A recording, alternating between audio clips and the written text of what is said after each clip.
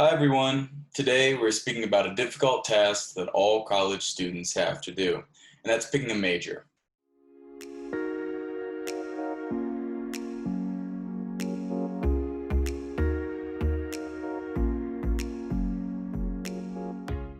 Our guest is Dr. Theodorea Regina Berry. She's the Dean of the College of Undergraduate Studies and Vice Provost of Student Learning and Academic Success at the University of Central Florida. Dr. Berry, thanks so much for joining us. Thank you for having me. So choosing a major is clearly a very important and personal decision in a student's life. So I want to ask you, what are some of the primary questions students should ask themselves before choosing a major? Students should ask themselves two very important questions. The first of which is, what am I passionate about? What do I care about most? And oftentimes those things get demonstrated in the ways in which students spend their time outside of school, outside of the classroom. Sometimes it happens in school, but oftentimes it's usually outside of the classroom. The second question that they have to ask themselves is, in choosing a major, what is the career that I am aspiring to? Because sometimes what we think we need to major in relationship to getting to a particular career goal isn't absolutely necessary. So for instance, oftentimes people think that they have to major in political science in order to become a lawyer. But if they talk to someone who's been to law school, they would often find that most law students spend an inordinate amount of time writing, and that if they don't have strong writing skills, it might be a difficult path to travel. They also have lots of analytical skills. So something like philosophy or even English might prove to be a better major for someone seeking law school. Okay, great. And this varies, but by when in their college career should students decide their major? Well, it really depends on the student. Some students come to college with lots of ideas about the kinds of things that they want to do and just haven't figured out the path to take. Others are super clear long before they get to college.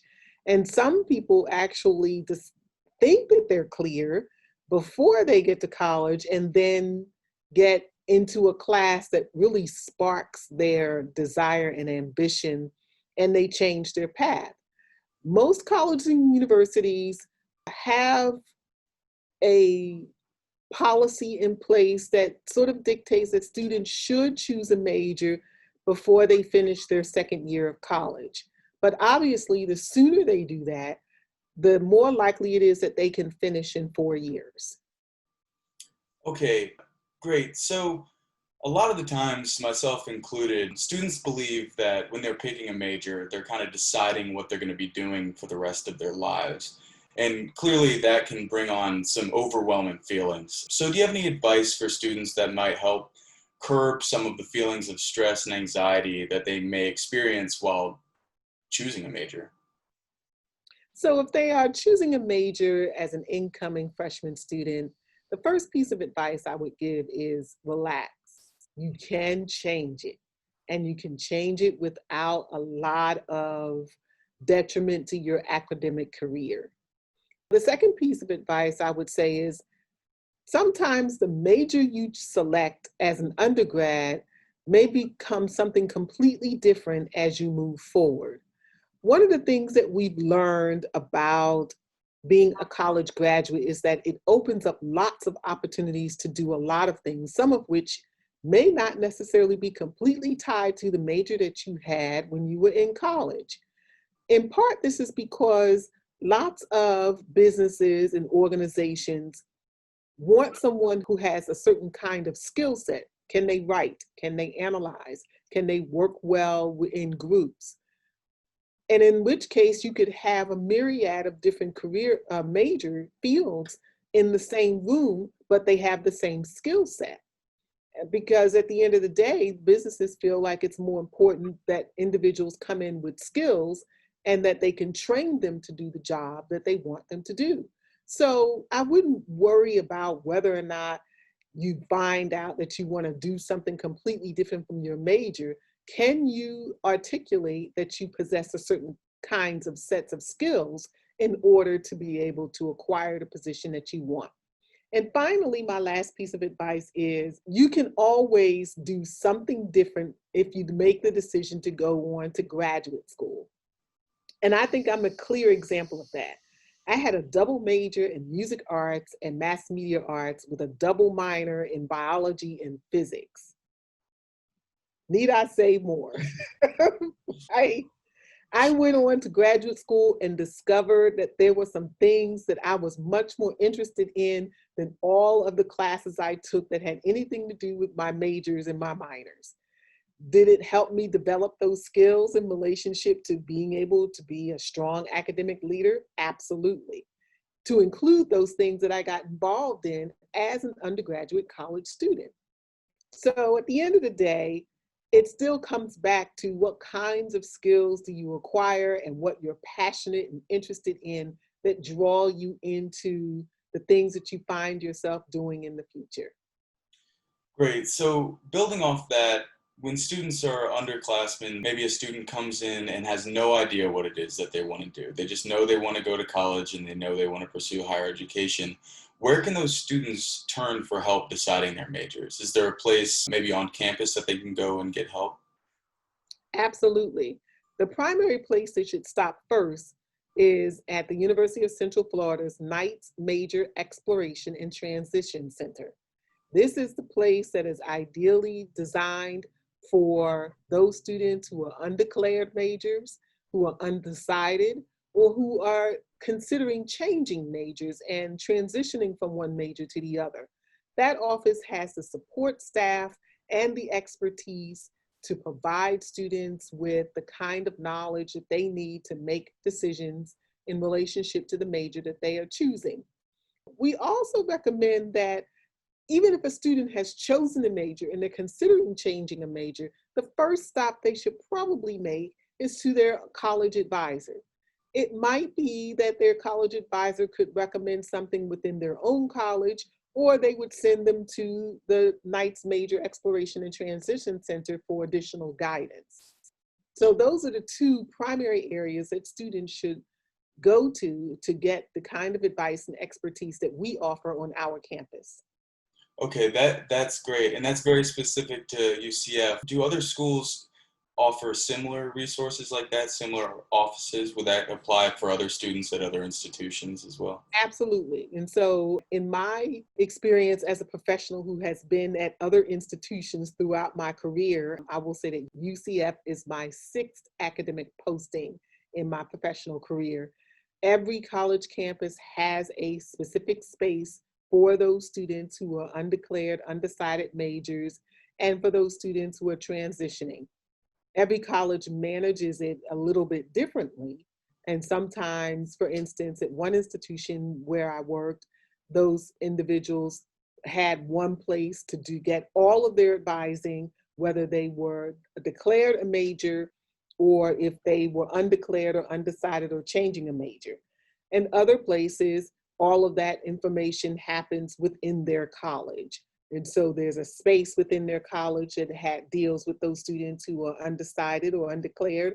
And within the same college might be those individuals who are moving forward in relationship to the major that they've chosen.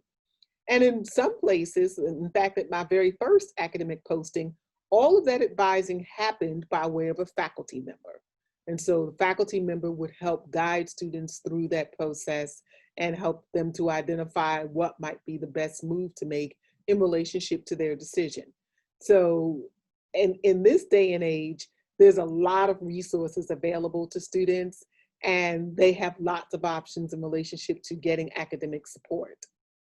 Okay, that's great. So, kind of to wrap things up here, I just have one more question for you. There are all sorts of factors that can influence why a student may choose a specific major. Interest is obviously a huge one.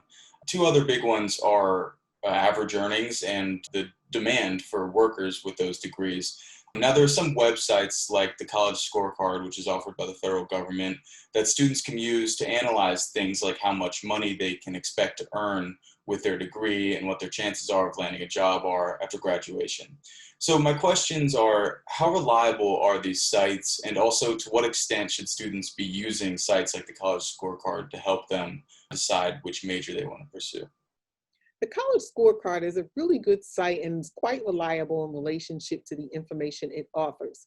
I will caution, however, that like many of the websites offered by the federal government, it's at least a year behind because it takes them about that long to collect the data in relationship to what's out there for information for those kinds of decisions. The other thing to pay attention to, however, in relationship to these websites is that they tend to give you a broad brushstroke in relationship to what is available. And certain things are going to change based on what part of the country you live in. So for instance, if you are a computer science person, you learned programming, and you live in Florida, there are probably a number of opportunities available, but there are probably more opportunities in the Bay Area of California, where you have Google and Microsoft and Apple and a whole bunch of other Silicon Valley type companies that hire college students sometimes right outside of their internships. If you were interested in finance, Chicago and New York might have different kinds of numbers overall than what the United States government might report for job opportunities versus being in Nebraska or Alaska, right? Where, there might be more opportunities in the oil industry and engineering, right? So I would also pay attention to the fact that students have to decide, are they going to be willing to relocate to get their dream job? Or do they need to stay closer to where they call home or closer to where they went to college, and then look at what those numbers look like? So taking those things into consideration, it might be wise for students to also check the employment websites and employment data for certain regions and certain states to ensure that they are making the most of what opportunities might be available in the area where they want to be. Okay, great. Well, that does it for us here today. Thanks again, Dr. Berry, for taking the time to talk with us. I'm happy to do it. If you like this video, please give it a thumbs up. And for more interviews like this, please subscribe. Have a great day, everyone.